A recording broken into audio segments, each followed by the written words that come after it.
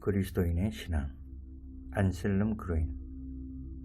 그리스도교의 본질은 무엇인가?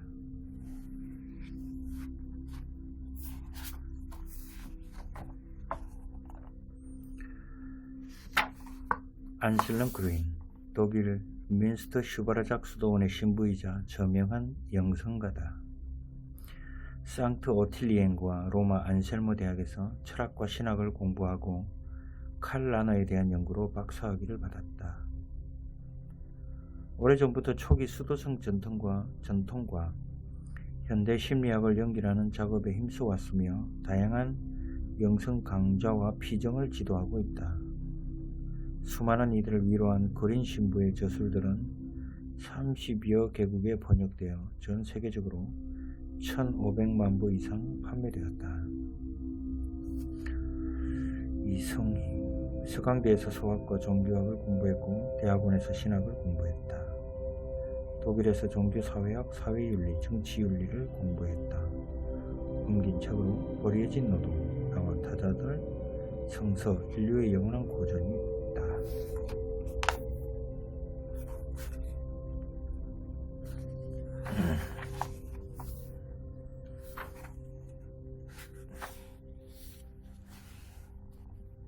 차례. 머릿말.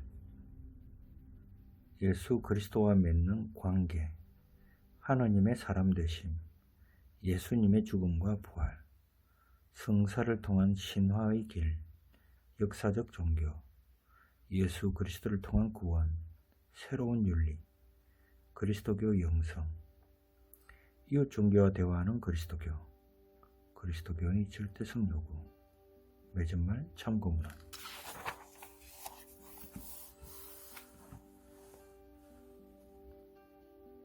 머릿말. 진리를 찾는 구도자들과 대화할 때마다 그리스도교의 본질은 무엇인가? 라는 질문을 받는다. 그리스도인은 불교도 힌두교도 또는 이슬람교도와 무엇이 다를까? 우리를 서로 연결해주는 것은 무엇이고 우리를 이웃 종교들과 구별하는 지점은 어디일까? 종교들이 서로 진지한 대화를 나누고 이 대화에서 서로를 평가하는 것이 아니라 서로 존중하는 것이 오늘날에는 중요하다.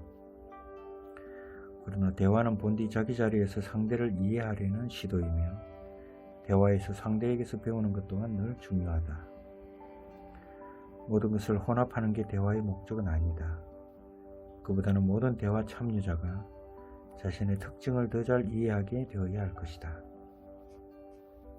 우리 그리스도인은 우리의 특징을 약간 잃어버렸다. 많은 그리스도인이 자기 신앙의 중심이 무엇인지 더는 알지 못한다.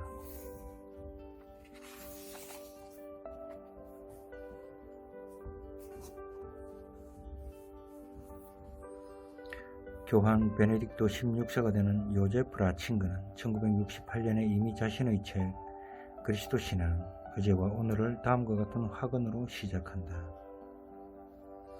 그리스도교 신앙의 내용과 의의가 과연 무엇이냐는 물음은 오늘 과거 역사의 그 어느 때보다도 불안과 어둠에 쌓여 있다. 그리스도인이 자신들의 특징을 찾는 것을 응원하고 그들이 어둠과 불안을 걷어내는 데 이 책이 도움이 되었으면 좋겠다. 여기서 가톨릭이나 개신교와 같은 교파는 내게 중요하지 않다. 당연히 나는 가톨릭 전통에서 태어나 그 전통 속에 살고 있는 사람으로서 그리스도교적인 것을 서술한다. 그러나 이 책에서 나는 나의 관점에서 할 수 있는 한 교파를 넘어 그리스도교의 본질과 관련된 것을 다룬다. 오히려 나는 이웃 종교인 혹은 그리스도교 뿌리에서 멀어져 있다가 다시 찾으려고 노력하는 그리스도인들에게 이야기하려고 한다. 나는 그저 조언만 할 뿐이다. 그리스도교 신앙에서 무엇이 자신에게 중요한지는 각자 스스로 결정해야 한다. 내가 생각하기에 신앙인이 된다는 건 끊임없이 자신에게 설명하는 것이다. 즉 자신을 지탱해주고 있는 것이 무엇인지, 무엇을 위해 살고 무엇을 지향하며 사는지를 스스로에게 거듭 해명하는 것이다. 또한 신앙인이란 항상 새로운 질문을 던지는 존재라는 뜻이기도 하다. 나에게 예수 그리스도는 어떤 의미인지, 그리스도인으로서 나는 고통과 죄, 질병과 죽음, 노동과 일상, 그리고 사랑과 욕망 같은 인생의 근본 문제들을 어떻게 다루는지 지치지 않고 거듭 질문해야 한다. 이를 위해 나는 이 책에서 그리스도교 신앙의 내용을 이론적으로만 말하려고 하지 않는다. 그리스도인으로서 나는 내 삶에 어떻게 대처하고 매일 나를 좌절하게 만드는 문제들을 어떻게 다루는지도 보여주려고 한다. 이 책은 그리스도교 신앙의 본질적인 내용이나 교회의 중요한 가르침을 알려주는 교의 서적이 아니다. 그보다는 61년째 그리스도인이자 42년째 그리스도교 수도자로 살고 있는 한 사람에게 예수 그리스도와 그리스도교 신앙은 무슨 의미인지를 해명하고 설명하려고 한다. 여기서 나는 성 베드로의 권고를 따른다. 주님이신 그리스도를 여러분의 마음에 거룩히 모시시오. 또한 여러분의 품은 희망에 대해서 누가 여러분에게 그 사연을 묻든지 언제나 해명할 준비를 갖추시오. 다만 온유와 두려움 그리고 선한 양심으로 해명하시오. 베드로전서 3장 15절로 16절 말씀. 그러나 다른 이들에게 답하기 전에 먼저 스스로에게 만족스러운 답을 줄 수 있어야 한다. 나를 이끌고 있는 신앙은 무엇인가? 나를 충만하게 하고 나에게 생기를 불어넣고 영감을 불러일으키는 희망은 무엇인가? 그리고 나는 언제나 이웃 종교와의 관계 안에서 이 질문들에 대답하고 싶다. 나는 이웃 종교와의 관계를 다루는 전문가가 아니다. 1960년대 말에 나는 불교에 심취했고 오랫동안 선 명상을 수행하긴 했다. 이웃 종교에 대해 내가 알고 있는 것은 독서와 이웃 종교 대표자들과의 구체적인 만남에서 얻은 것이다. 그러나 이웃 종교들을 실제로 평가하기에는 내 지식이 너무 부족하다. 그렇기에 그들에 대한 나의 서술도 주관적이다. 불교뿐 아니라 힌두교에도 무수히 많은 경전과 주석서가 있다. 거기에서 우리는 복잡한 철학과 신학 체계를 만난다. 나는 다른 종교에서 배우는 모든 것을 살펴봐야 한다고 요구하지 않는다. 그러나 그 가르침과 그 가르침 이면에 있는 체험들을 존중하고 경외심을 갖고 이들을 만나려고 노력한다. 종교 간 대화의 주제는 종교들의 혼합이 아니며 모든 종교를 넘어서는 새로운 하나의 종교인 어떤 슈퍼 종교의 창조도 아니다. 말하자면 초교파적이고 초종교적인 영성 형태를 창조하는 것이 종교 간 대화의 주제는 아니다. 이런 시도는 개별 종교들의 전통을 진지하게 받아들이지 않을 것이고 누구에게도 도움이 되지 않는 어떤 일반적인 것을 제시하게 될 것이다. 그리스도교의 모든 내용은 불교도나 힌두교 교도들이 다른 언어로 표현한 것에 불과하다고 설명하는 것만으로는 충분하지 않다. 이런 해석은 모든 종교를 획일화할 것이다. 종교란 어떤 내면의 체험에서 나온 외면에 불과하며 이 내면의 체험이 모든 구체적인 종교들을 넘어선다는 생각도 내가 보기에 환상이다. 종교 없이는 이런 체험을 할 수 없기 때문이다. 또한 모든 경험은 특정한 언어와 연결되어 있다. 언어를 넘어서는 침묵도 당연히 존재한다. 또한 종교의 구체적인 형태가 배경이 되는 경험도 있다. 그러나 순수한 체험에 몰두하기 위해서 구체적인 종교들을 놓아버릴 수도 있다는 생각은 다양한 종교들의 교의적 진술보다 더 편협한 어떤 새로운 교의로 이끈다. 여기서는 어떤 경험이 절대화되어 반대를 용납하지 않는 교의로 숭배될 것이다. 인도의 예수 회원이자 선명상 스승인 아마 세미는 해석이나 언어 없는 경험은 없다고 생각한다. 그러므로 성과 그리스도교의 혼합이 주제가 아니다. 오히려 그리스도인이 선의 경험 안에 온전히 들어가야 한다. 그리스도인은 건너가야 하고 다시 자신의 그리스도교적 사유방식으로 돌아와야 한다.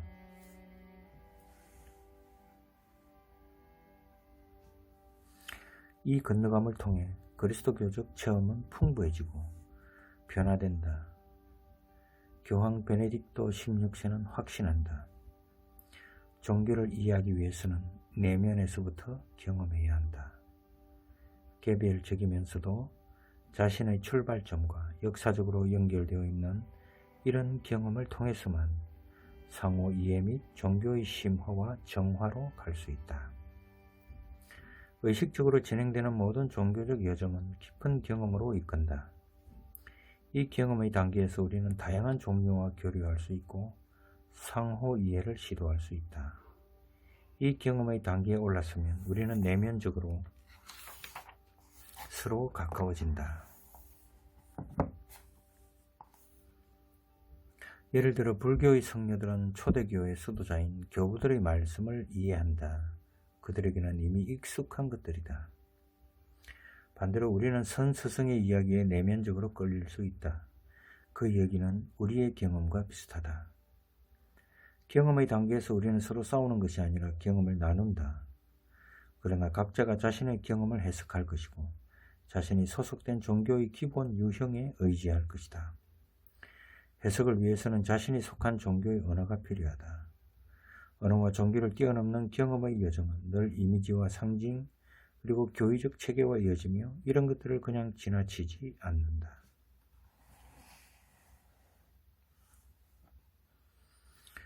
그리스도교의 본질을 설명할 때 나는 자신감을 갖고 그리스도교의 가르침과 전통의 풍요로움에 크게 감사하면서 설명하고 싶다. 그렇지만 다른 종교를 낮게 평가하거나 그리스도교를 이웃 종교들 위에 도울이 하지는 않을 작정이다.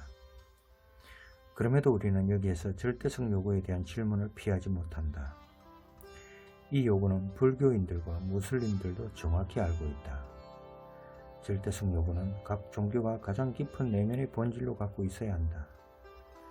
문제는 오늘날 이웃 종교 위에 우리를 놓지 않고도 이 절대성 요구를 어떻게 의미 있게 말할 수 있느냐이다. 누구도 근본주의자라고 비난할 수 없는 신학자 한스킹은 그의 책 그리스도인 실존에서 상반되어 보이는 종교들의 혼합주의적 섞임을 경고한다. 마비와 해체의 불가지론적이며 상대주의적인 무관심주의는 세세한 구분 없이 이웃 종교들을 용인하고 확인해준다. 이 무관심주의는 아마도 처음에는 해방과 기쁨으로 작용할 것이다. 그러나 그 단순함에서 고통과 번민이 생기는데 이 무관심주의는 모든 견고한 기준과 규범을 포기했기 때문이다. 사도들은 도대체 왜 예수 그리스도의 복음을 선포하기 위해 전 세계로 나갔을까라는 질문은 늘 내게 흥미롭다. 당시에는 고도로 발전된 유다교가 있었다. 그리고 사도들은 하나님의 보호와 약속이라는 전통에 서 있는 유다인이었다. 그들은 모든 사람이 하나님을 믿는 세계에서 컸다. 그들에게는 그리스 철학과 종교도 있었고 로마의 신들과 다양한 신비주의 교파도 있었다. 당시는 신을 믿는 종교적인 세계였다. 그렇다면 사도들을 세상으로 나가게 했고 박해와 고통이라는 대가를 치르게 했으며 결국 목숨으로 정언하게 했던 그리스도교의 특별한 점은 무엇이었을까? 그들은 어떤 메시지를 전했을까? 복음서와 신약 성경의 서간들을 보면 분명히 초대 그리스도인들은 십자가에서 돌아가시고 부활하신 예수님에 대한 자신들의 메시지를 매번 다른 상황에서 선포했다. 사도들은 매번 다른 종교 맥락에서 나온 생각들을 다루면서도 사람들에게 어떤 새로운 것을 선포했다.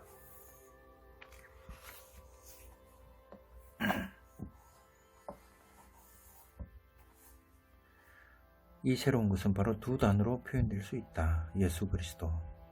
그 새로운 것은 바로 예수 그리스도였다. 우리에게 당신의 사랑을 새롭고 대단한 방식으로 보여주기 위해 하나님이 스스로 당신의 아들 예수님을 세상에 보내셨다. 그리고 이 예수님은 우리를 위해 돌아가셨다. 그러나 그분은 죽음에 머물지 않으셨다. 그분은 부활하셨다. 부활하신 예수님이라는 이 신비가 제자들을 세상으로 보냈다. 이것이 하나님의 대담한 작업이었다. 여기서 중요한 건 죽음의 극복이 아니라 예수 그리스도라는 새로운 기준을 따르는 삶이다. 그래서 제자들은 예수님을 그가 하신 말씀으로 그리고 그가 성취하신 행동으로 선포했다. 그리고 그들은 예수님의 무참한 십자가 죽음과 그분의 부활이라는 이해하기 힘든 사실을 계속해서 새롭게 숙고했다. 예수님의 죽음과 부활에서 제자들은 삶을 새롭게 이해하기 위한 열쇠와 새로운 자아상과 하나님 상에 대한 열쇠를 보았다. 전 세계에 기쁜 소식을 선포하기 위해 사도들은 예루살렘에서 세상의 끝까지 나아갔다. 오늘날 그리스도교 신앙은 전 세계에 존재한다. 때론 아시아, 아프리카 혹은 라틴 아메리카에 있는 그리스도인들이 서구에 있는 그리스도인들보다 그리스도교의 본질을 더 명확히 본다. 예를 들어 우리가 어떤 인도 그리스도인에게 그리스도인으로서 고통을 어떻게 다루는지를 물어본다면, 또는 일본 그리스도인에게 명상법을, 페루 원주민 그리스도인에게는 정의를 위한 헌신의 방법을 묻는다면, 또는 필리핀 여성에게 자신의 그리스도교 신앙을 어떻게 이해하는지 물어본다면 그들은 우리에게 그리스도교를 보는 완전히 새로운 시각을 열어줄 것이다. 인도계 종교 철학자 라이몬 파니카는 서구 그리스도인들이 예수 그리스도를 너무 서구적 사유 개념 안에서만 묘사했다고 생각한다. 파니카는 우리에게 촉구한다. 내면적 변환이 필요하다. 더 나아가 회개라는 의미에서 서구적 합리성 초월하기, 이성의 초월이 필요하다. 말하자면 오늘날에는 종교 간 대화뿐 아니라 예수 그리스도의 신비를 진정한 의미의 가톨릭적, 즉 포괄적으로 서술하기 위해 다양한 사유방식 사이의 대화도 중요하다. 그러므로 우리가 진정 그리스도교의 신비라는 진리를 확신한다면 우리가 더욱더 전체 세계에 속한다는 점에서 우리는 더욱 가톨릭적이어야 한다. 새로운 눈으로 그리스도를 바라보고 이해하기 위해 우리는 그리스도로부터 서구의 옷을 뺏어야 한다. 무엇을 나의 그리스도교 신앙의 본질로 보고 있는가라는 질문에 나는 오로지 나의 언어로 대답할 수 있다. 더욱이 이 대답이 일면적이라는 걸 알고 있다.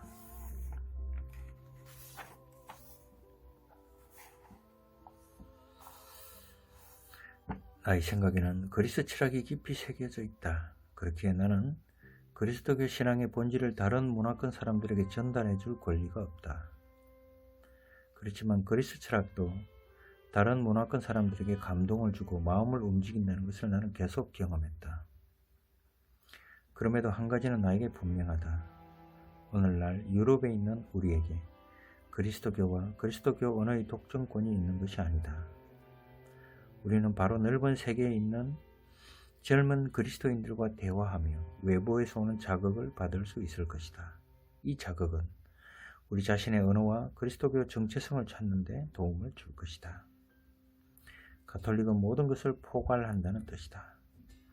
바로 오늘날 이 가톨릭이 단지 가톨릭 신자들 뿐만 아니라 우리 모든 그리스도인의 본질적 특징일 것이다.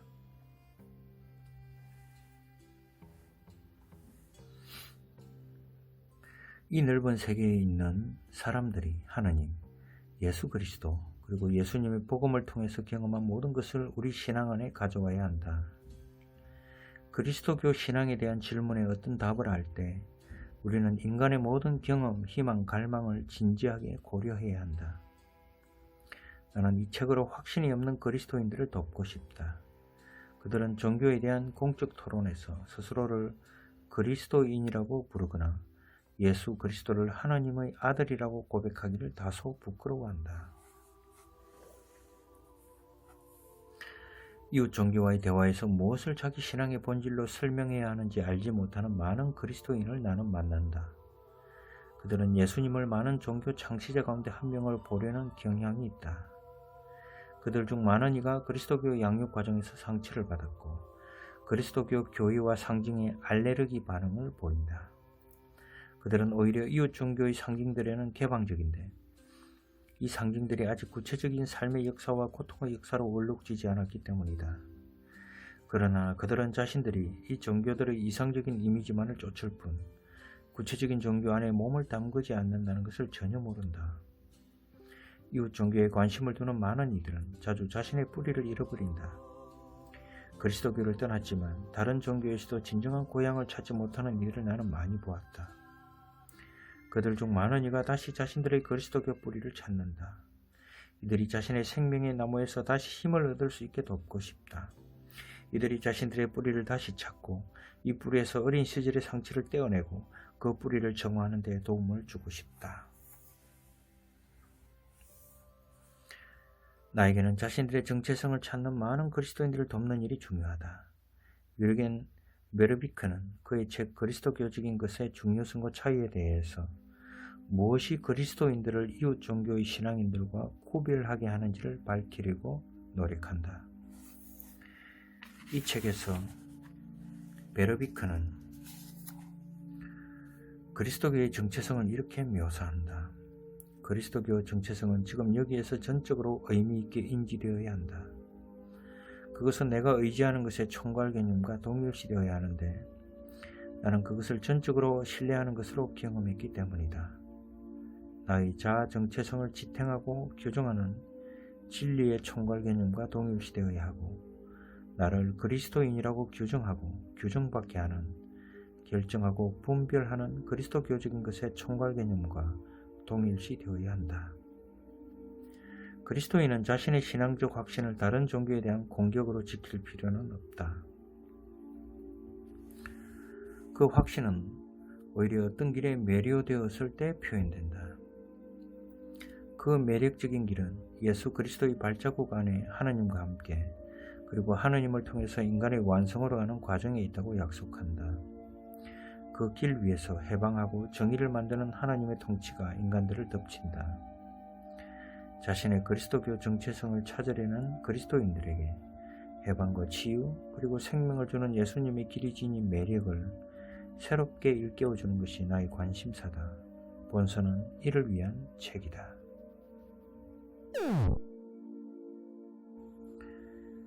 예수님의 죽음과 부활. 그리스도교의 핵심 메시지는 예수님이 십자가에서 돌아가셨고 하나님에 의해 들어 올려졌다는 것이다. 예수님의 죽음과 부활은 우리 신앙의 원천이며 우리가 기대고 있는 기본 사실이다. 그리고 사도들이 당시에 이 소식을 세상에 전했다는 점 또한 특별했다. 예수님이 돌아가신 후 처음에 제자들은 충격을 받았다. 많은 병자를 고쳐주고 하나님에 대해 인상 깊은 말씀을 남겼던 이 훌륭한 랍비가 십자가에서 죽어야 한다는 사실을 그들은 이해하지 못했다. 예수님의 죽음은 그들의 신앙에 의문을 던졌다. 그러나 부활 체험을 통해 제자들은 예수님의 신비를 그리스도의 신비로 새롭게 이해하게 되었다. 부활 체험은 그들에게 대단히 압도적인 체험이어서 그들은 전 세계에 이 기쁜 소식을 전하기 위해 떠나지 않을 수 없었다.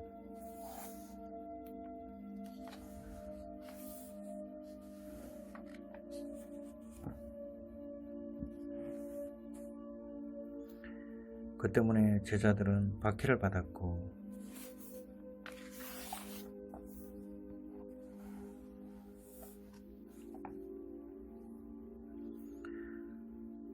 감옥에 갇혔으며 심지어 목숨까지 대가로 치렀다.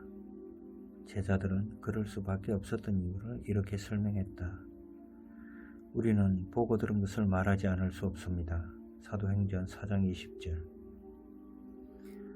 루카는 사도 바오로의 아레오파고스 연설에서 예수님의 죽음과 부활 선포가 제자들의 핵심 정언이었음을 보여준다. 루카는 여기서 스토아 철학, 에피쿠로스 철학, 그리고 그리스 종교와의 대화를 진행한다. 이 대화가 오늘날 이웃 종교와의 대화에서 이웃 종교에 있는 좋은 것을 인정하면서도 우리 신앙의 새로움으로 선포할 수 있는 방법을 보여주는 모범 사례라고 생각한다. 이 연설에서 바오로는 그리스 철학이 인간의 신비에 대해 말한 모든 좋은 것을 인정한다. 물론 루카가 그리스 교육을 받은 작가의 관점에서 구성한 연설이다. 그리고 바오로는 그들의 도시에 많은 사원과 제단을 만든 그리스도인들의 영적 욕구를 칭송했다.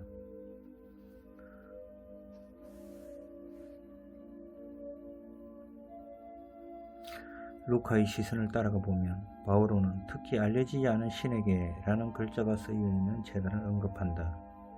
그리고 이렇게 덧붙였다. 여러분이 알지 못한 채 공경하는 바로 그것을 나는 여러분에게 알려드립니다. 사도행전 17장 23절. 아마도 아테네에는 알려지지 않은 신이라는 단수로 표현된 제단은 없었을 것이고 알려지지 않은 낯선 신들이라는 복수 문구는 있었을 것이다. 그리고 이것은 영적 추구의 표현이라기보다 다른 민족들의 신을 잊어버렸을 때 벌을 받을 수도 있다는 두려움의 표현이었다. 또한 이 제단은 그리스도인들에게 알려지지 않았거나 낯선 신들을 공경하는 국가들과 정치적 연계를 강화하려는 정치적 계산에서 나왔다. 루카는 여러분이 공경하는 그분이라고 말하지 않고 그것을이라고 말했다. 말하자면 루카는 분명하고 뚜렷한 인격적 하나님상을 제단의 문구로 대체하는 일을 경계한다. 루카는 인간 영혼이 이미 주어진 것에서 무언가를 감지하는 일을 이해하지만 그리스도교가 선포한 내용의 본질이 인류의 종교 전통에 대한 인식만으로 발견될 수는 없다고 생각했다. 루카는 이제 창조신에 대한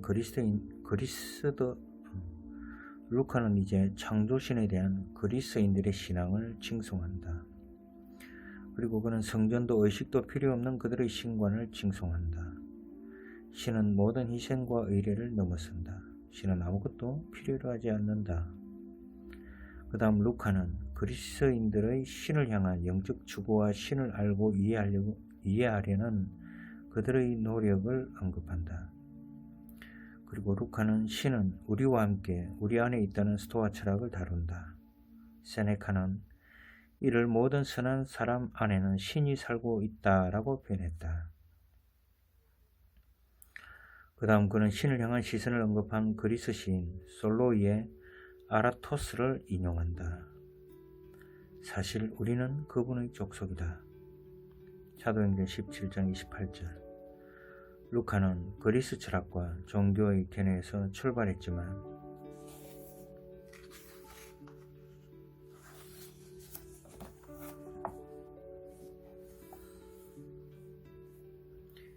이미 이 이해를 그리스도교적 의미로 바꾸었다. 그리고 나서 루카는 그리스도교의 특별한 것, 바로 예수님의 부활과 죽은 이들의 부활을 선포한다. 이에 대한 청중들의 반응은 매우 신중했다. 어떤 이들은 비웃었지만 다른 이들은 다음에 다시 듣겠다며 바오로를 달랬다. 이처럼 그리스도교 복음은 확실히 그리스 철학과 종교의 단순한 개성이나 확인이 아니었고 완전히 새로운 것이었다. 이 선포는 모험, 결단, 과거와의 단절, 그리고 불확실함에서의 출발을 전제한다. 루카는 이 아레오파고스 연설로 엄청난 일을 해낸다. 루카는 그리스도교 독자들에게 자신들의 신앙이 철저히 이성적으로도 논증될 수 있음을 보여주는데 그리스도교 신앙은 인간 영혼의 어두운 예감을 분명한 결정으로 바꾸고 철학적 종교 비평이라는 최고의 전통을 자기 것으로 만들기 때문이다. 이를 통해 루카는 공동체의 정체성과 소속감을 강화하고 연결과 분리, 동화와 복음화라는 긴장 관계에서 완수해야 하는 공동체 구성원들의 어려운 외줄 타기를 도와준다. 루카는 이 연설을 통해 오늘날 우리에게 이웃 종교를 대하는 방법을 보여주고 어떻게 우리가 이웃 종교의 관점을 그리스도교의 메시지와 동등하게 여기지 않으면서도 긍정적으로 다룰 수 있는지도 보여준다. 루카에게 그리스 철학과 종교의 세계관을 부수고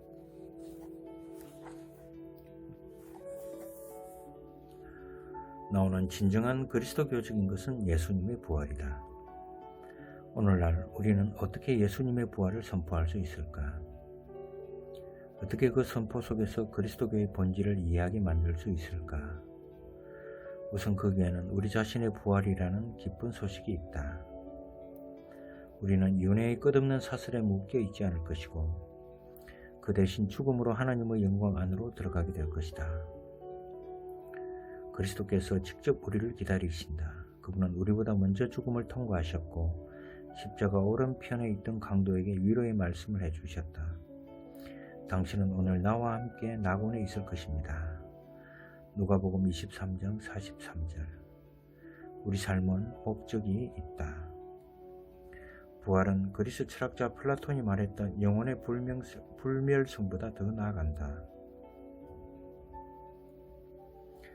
우리는 영혼과 육체를 갖고 하나님의 영광 안에서 들어 올려진다.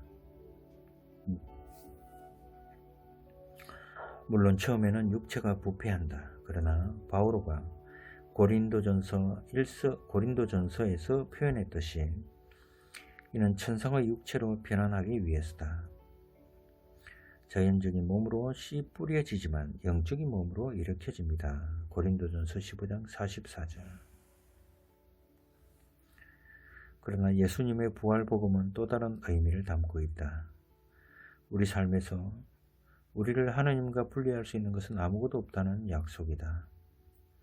새로운 출발에 이르게 하지 않는 실패는 없다. 밝아지지 못하는 어둠은 없으며 믿음으로 바뀌지 못하는 의심은 없다. 새로운 생명으로 깨어지지 않는 경직은 없다. 죽음과 부활은 하나님이 우리 안에서 모든 것을 바꾸실 것임을 우리에게 알려준다.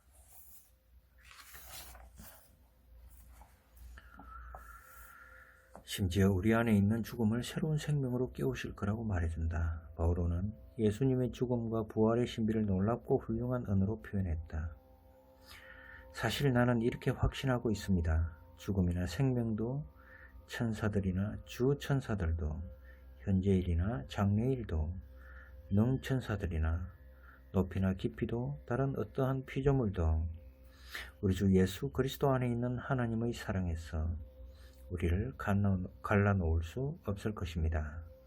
로마서 8장 38절로 39절. 우리는 살아있는 동안 계속해서 부활할 수 있다. 두려움이라는 무덤에서, 자기 연민이라는 무덤에서, 그리고 어둠과 의심이라는 무덤에서 빠져나올 수 있다. 그리고 예수님의 죽음과 부활은 우리에게 삶을 방해하고 사람을 무덤에 잡아두고 가두는 모든 것에 대항하여 일어날 용기를 준다. 부활은 우리 안에서 뿐만 아니라 다른 이들을 위해 우리를 통해서도 일어난다. 부활은 우리에게 삶을 위해 봉기할 수 있는 용기를 준다.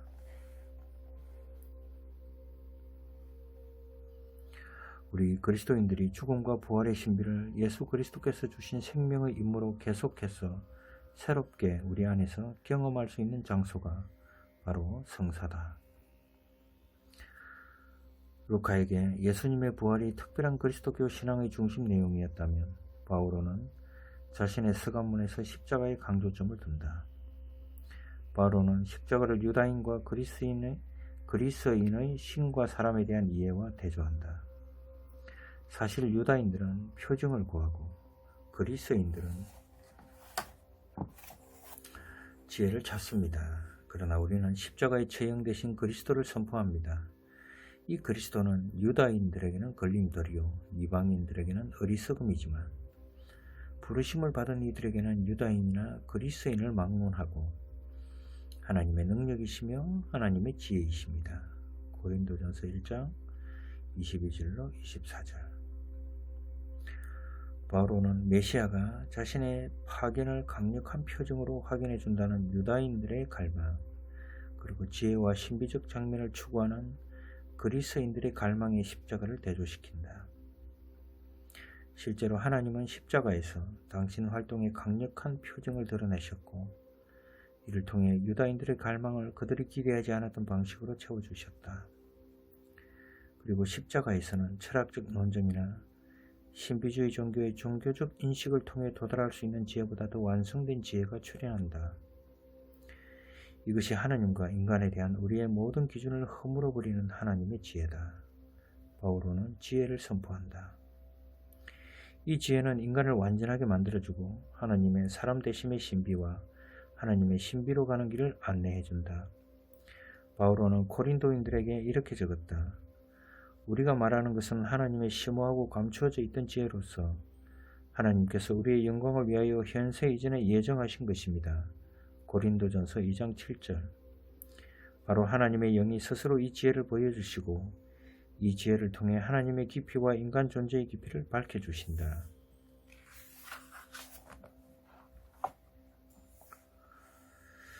바오로가 십자가를 이렇게 중심에 두는 것이 어떤 이들에게는 마음에 들지 않았다. 그러나 바오로는 여기서 어떤 본질적인 것을 말한다. 예를 들어 부활에 대한 이야기는 불교인들도 수긍할 수 있다. 그러나 십자가는 여전히 다루기 힘든 어떤 것으로 남아있다. 언제나 십자가는 우리 그리스도인들에게 본질적인 상징이다. 십자가는 오늘날 우리에게 무엇을 말하려고 하는가? 십자가는 우리에게 하나님의 고통을 느끼게 되셨고 하나님이 스스로 순환을 당하셨다는 것을 보여준다. 교부들은 하나님 자신의 죽음에 대해 말한다. 예수님 안에서 하나님은 죽음을 맛보셨다. 하나님은 신과 반대되는 것 안으로 들어가셨고 자신의 육체 안에서 이를 견디어 내셨다. 십자가는 하나님이 사람으로 고통을 당하셨다고 말한다. 하나님은 인간을 찾아다니시고 바로 그곳 십자가에서도 인간을 찾으신다. 가장 끔찍한 폭력과 불의가 있는 곳, 비겁함과 권력이 있는 곳, 고독과 잔혹함이 있는 곳, 그리고 외로운 죽음의 현장에서 하나님이 인간을 찾으신다. 인간에게 닿기 위해서 하나님은 그곳까지 인간을 따라가셨다. 십자가는 또 다른 무언가를 말한다. 십자가는 우리에게 고통을 어떻게 극복할 수 있는지를 보여준다. 고통의 원인은 탐욕이며 탐욕으로 우리는 스스로를 세상에서 물어뜯는다. 탐욕과 세계를 놓아버리면 우리는 고통에서 벗어난다. 고통받는 하나님의 아들이 매달려 있는 십자가는 또한 실패자들, 자신을 스스로 버린 자들, 중독에 빠진 희생자들의 희망이다. 그 실패자는 예수님 안에서 자신의 고난을 직접 몸으로 겪어내시는 분을 본다. 이렇게 그는 자신이 절망 속에 홀로 버려진 것이 아니라는 걸 알게 된다. 그렇게 해서 십자가는 우리도 고통을 통과해야 한다는 것을 보여준다. 고통은 오직 그렇게 극복될 수 있다. 이것은 확실히 고통을 극복하는 중요한 방법이다. 다만 이 방법은 많은 사람이 갈 수 없는 소수만을 위한 길이다. 바오로는 십자가에서 세상이 지워지는 경험을 했다. 이 말은 세상과 세상의 기준이 드는 바오로에게 아무 힘도 없다는 뜻이다. 여기서 바오로에게 세상은 단순히 세상 자체가 아닌 하나님에 대한 세상의 생각을 의미했다. 이는 하나님을 독점한다는 상상, 엄격한 법률 요건을 충족하여 하나님의 호의를 얻을 수 있다는 종교적 능력 중심의 사고를 말한다. 십자가는 우리에게 하나님의 조건 없는 사랑을 보여준다. 예수님 안에서 하나님은 이 세상의 가장 극심한 어둠으로 들어오셨고 이를 변화시키셨다. 우리 스스로 의롭게 될 필요가 없다. 하나님이 우리의 모든 연약함을 아무 조건 없이 받아들이셨다는 것을 십자가에서 보여주신다. 그리고 십자가는 우리가 우리 자신을 위해 하나님을 독점할 수 없다는 것을 보여준다. 우리 시대의 종교 상황을 보면 하나님을 우리 기준에 맞게 축소하려는 위험이 있다.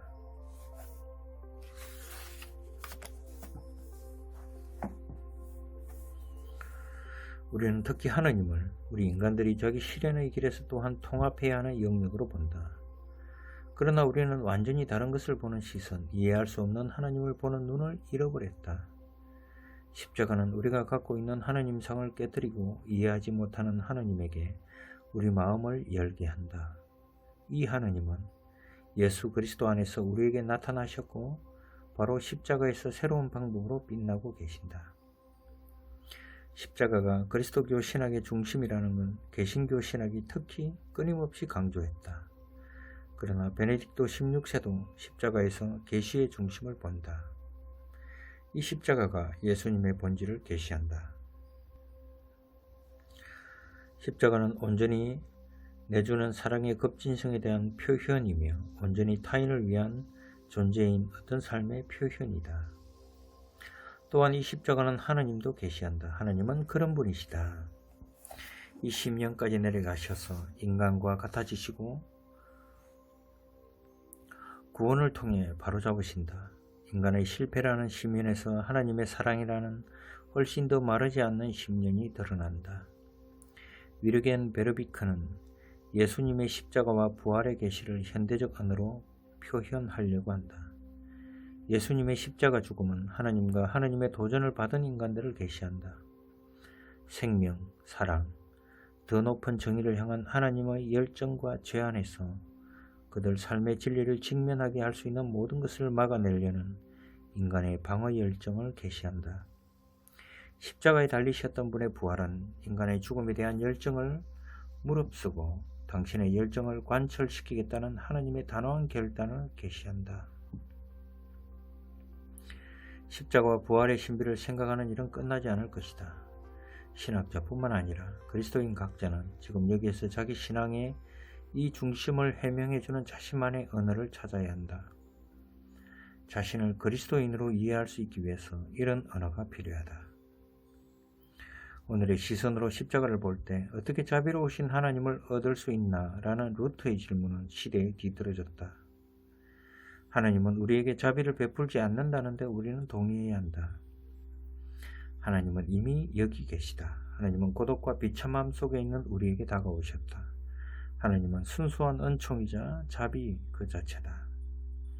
십자가에서 역설적으로 빛나는 이 하나님의 사랑을 나의 개인적인 삶에 받아들이는 것이 중요하다. 그리고 내 삶이 무너지는 바로 그곳에서 하나님을 만난다고 십자가는 말해준다. 병 때문에, 실패 혹은 좌절 때문에, 죄 때문에 내 삶이 혼란되고 흔들릴 때 그곳에서 하나님은 가장 분명하게 나에게 떠오른다. 그리고 고통이 나의 영혼과 육체의 평안을 방해하는 곳에서 나는 질문을 받는다. 하나님을 배반할 것인가 아니면 하나님이 이해할 수 없는 사랑에 전념할 것인가. 나에게 십자가는 하나님을 만나는 실제 장소가 된다. 나는 십자가를 찾을 필요가 없다. 그러나 내 삶을 솔직하게 돌이켜볼 때 내 길에 동행했고 나와 내 생각을 깨우치며 하나님을 향해 나를 개방시켰던 수많은 십자가의 영향을 받았다. 하나님은 십자가의 고독, 실패, 패배, 깨어짐의 장소에, 즉 우리 세상에서 가장 멀리 계신 것처럼 보이는 바로 그곳에 계셨다. 개인적으로 십자가는 내가 겪는 고통을 끝내는 데 도움을 준다. 지금껏 살면서 나는 나를 실존의 끝으로 몰아넣을 수 있었던 깊은 고난에서 보호받아 왔다. 고난을 맞닥뜨릴 때마다 예수님의 십자가를 바라보면서 이 고난을 받아들이고 견뎌내는 일이 나에게 도움이 되었다. 그리고 나면 처음의 저항에도 불구하고 나는 언제나 고난과 화해하는 길을 찾았다. 그리고 그 길은 하나님을 향해 내가 개방되는 과정으로 이해한다. 인생, 나 자신, 하나님에 대한 나의 생각은 깨진다. 그렇게 이해할 수 없는 하나님과 그분을 이해할 수 없는 사랑에 대한 나의 시선은 자유로워진다. 그리고 나는 예수님의 십자가가 위로이자 지지였고 충만한 삶을 위한 열쇠였던 사람을 여럿 만났다. 힘든 운명을 겪었지만 생기 넘치고 신심이 가득하셨던 이모는 가끔 당신의 고난을 이야기할 때면 누구나 십자가 하나는 지고 가야 한다라고만 말했다. 자신의 고통을 해석하는 이모의 방식이었다. 이모는 왜 하필 자신이 그렇게 많은 고통을 겪어야 했는지 묻지 않았다. 그리고 어려움을 겪을 때 하나님에게 등을 돌리지 않았다. 십자가를 향한 시선이 이모에게 고통 중에도 강인함을 주었다. 부활절을 수호성인 축일로 지내는 민스터 슈바르작 수도원의 성당에는 부활하신 그리스도가 십자가에 달려있다. 그래서 수도자로서 우리는 부활절을 언제나 특별히 크게 축하했다. 나는 25년 동안 청소년 사목을 했는데 성토요일 저녁 십자가를 가린 천을 벗기는 의식은 250여 명의 청소년들에게 언제나 대단한 경험이었다. 청소년들은 부활하신 그리스도 안에서 자신의 부활을 봤다. 그들은 자신들도 두려움의 무덤 안에 가만 누워있지 않고 삶을 향해 일어날 거라는 확신을 경험했다. 그리고 부활하신 그리스도라는 이미지에서 청소년들은 어둠이 아닌 빛 속에서 죽음을 맞이하게 될 거라는 희망이 생겨났다. 십자가 위에서 뻗은 예수님의 팔이 죽을 때 그들을 사랑스럽게 받아들이고 안아줄 것이다. 가끔 청소년들이 나에게 말하길 그들은 민스터 슈바르작 스토운에서 부활절에 어떤 힘을 느낀다고 한다. 우리에게도 문제가 있고 청소년들도 이것을 당연히 알아차렸을 것이다. 그럼에도 우리는 강렬한 내면의 기쁨을 발산했을 것이다. 나는 그것이 주입된 기쁨이 아니라 부활의 힘에서 번출된 기쁨이기를 희망한다. 우리의 기쁨이 교부들이 예수님의 부활에 대해 말했던 파괴될 수 없는 기쁨의 조각이기를 나는 희망한다.